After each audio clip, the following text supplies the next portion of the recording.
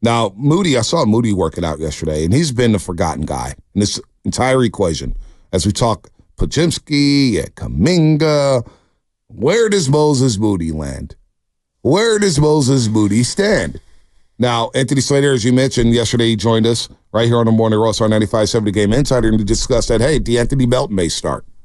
He may be the starting five, and everybody went crazy because everybody goes crazy over starting five lineups, even though they may play together for 9 minutes in a game. You know what I mean? But where does Moses Moody land? Where's his expectations? Have we given up on him as a fan base?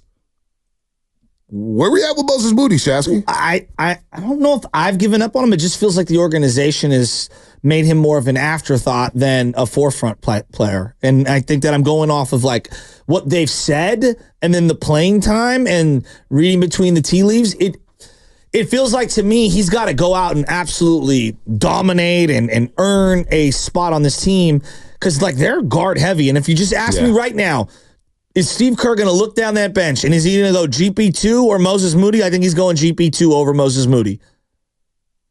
Wow. Like, just look, like, I know how this works. Like, you have a plan of who you want to go to, but then the game starts happening and he looks down that bench, and I'm just thinking, like, from Kerr's perspective, I'm not what I would do, but what he's doing, I'm just looking and he's like, yeah, I trust GP2 more. He's gonna bring more to the table here. Yeah. And I don't know if I agree with that.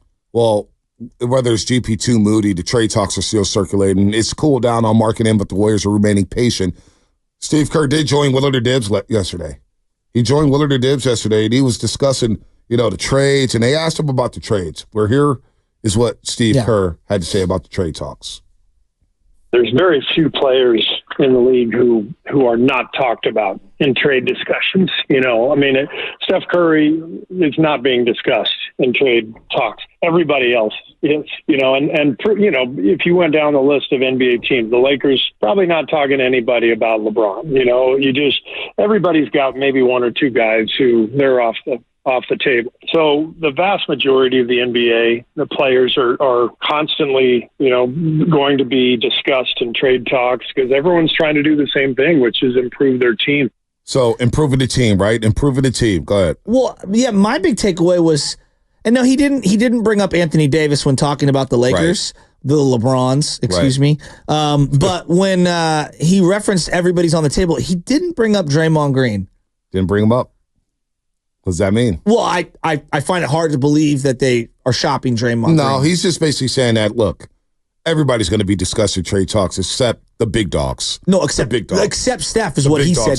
So there's a few players who are not in this league going to be in trade talks. I was going to say, like, it just that feels like a very big shift from Big Three is going nowhere, and we are fighting for them behind the scenes at every single turn, and only Steph. Yeah. For him to acknowledge that out loud, he's very specific with his wording, and I found that interesting. Well, it is true. I mean, last year the Warriors, they were looking to improve at the deadline.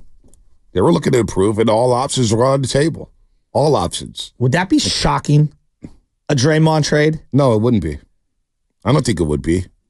I mean, the shock value of a trade would be like, wow, that's whoa, true. That's true. whoa. Yeah. But would I be shocked if the Warriors said in one day, hey, Draymond, we're shopping you? I would be shocked the team on the receiving end would be taking him. The money. That's true. And the player, he has a player option at the end of that deal. So how attractive is that for a team? Do they want him to opt out? Obviously, they probably do. But the starting job, Steve Kerr acknowledged this as well.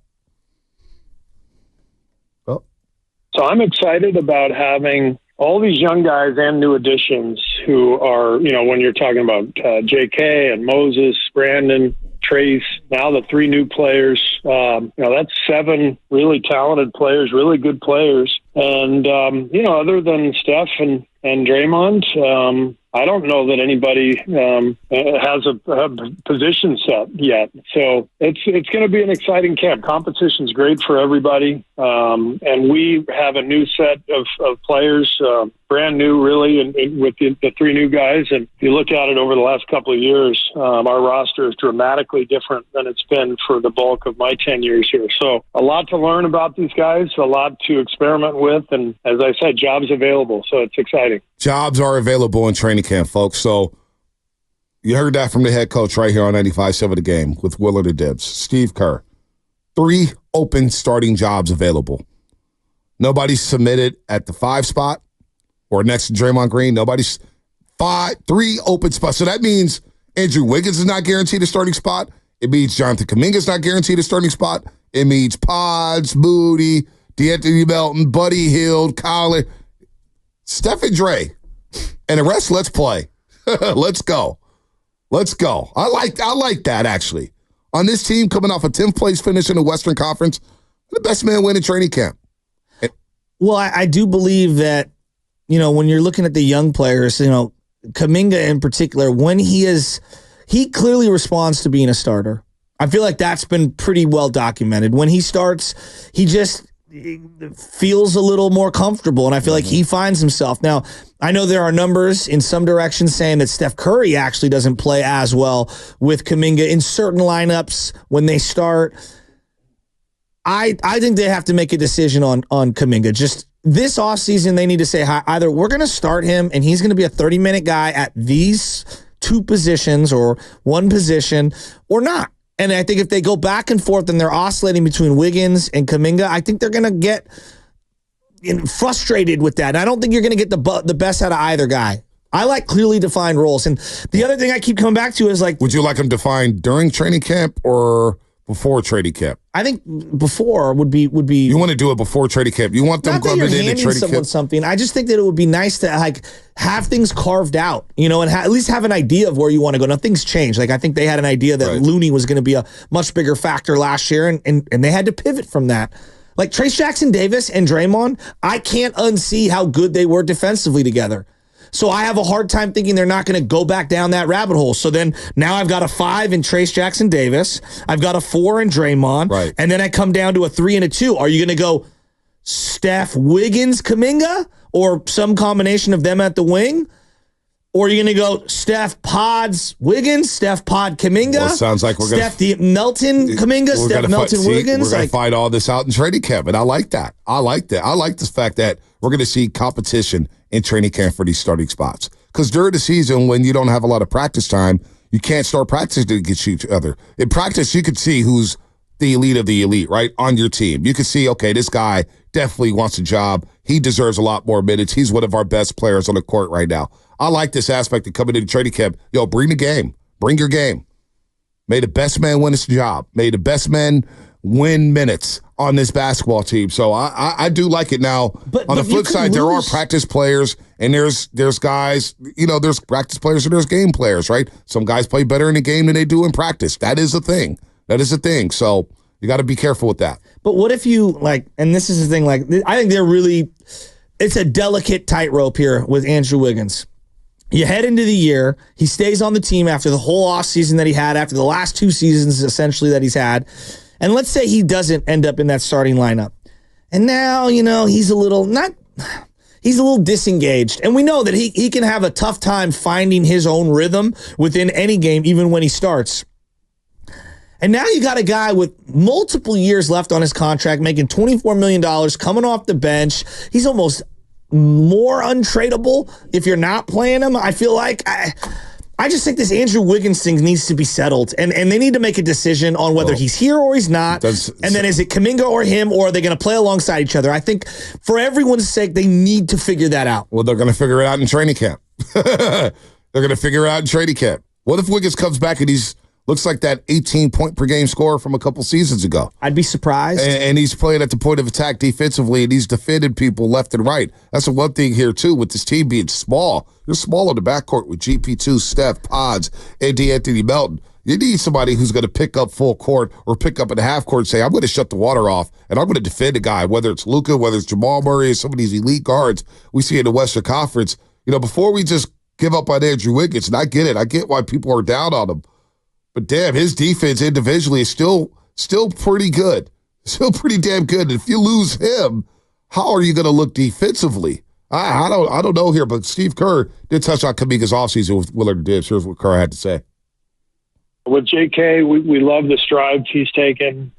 He's got room to grow, which is exciting. We're working with him. He's been great. He's having a good summer. And I'm excited about coaching him next year and seeing how much better he can get. So a short answer there with Kuminga. He's getting better and better in the offseason. He's making leaps. What does he need to get better at? What does Kuminga need to get better at? And we can open up the phone lines here. 888-957-9570. I think at times it's feel for, and everyone's going to point to offense. I don't think to me, it's feel on the defensive end when you're playing off ball, feel on what the opponent is trying to do, not to get too up in him when he's not like, I'm too deep, like 30 feet away from the hoop. When that guy's not a shooter, he's not a threat that far away, and getting those ticky-tacky fouls that get the Warriors closer to the bonus and get frustrated. Those are the frustrating fouls that I see Kerr's body language tell me he doesn't like, and I do also believe that when he plays so up on someone, then it also is a double-edged sword because he's not in a position to rebound, and then we're like, hey, you're not rebounding. Well, it's like, all right, you want him to take on that assignment at the top of the key, but then you also want to crush him because he can't get back in time to get a rebound. And this goes back to clearly defined roles. I want to know from like Steve Kerr, in a perfect world, and this is what I want him to answer, and I'm afraid that he's never really come out and said it. What exactly is the role that you're carving out for Jonathan Kuminga that you want him to achieve? Right. Specifically, what are the 3 or 4 things on either end of the floor you're looking for? Because I don't know. I feel like it's all over. Like sometimes it's they want him to rebound. Sometimes they don't want him to shoot. They want him to be an extra passer. And I think that they need clarity on that. And I kind of blame Steve on that one. That's his job as the coach, is to tell him, look, hey, Jonathan, you can't tell him, hey, go guard the best perimeter offensive player, but I also need you to rebound. Yeah. Well, that's tough. Yeah. That's really tough. That is tough. Especially with all the three-point shots that are going up in the NBA. It's a lot more longer rebounds. It's not traditional, right? It's long rebounds coming back to the perimeter or whatnot. So that is a little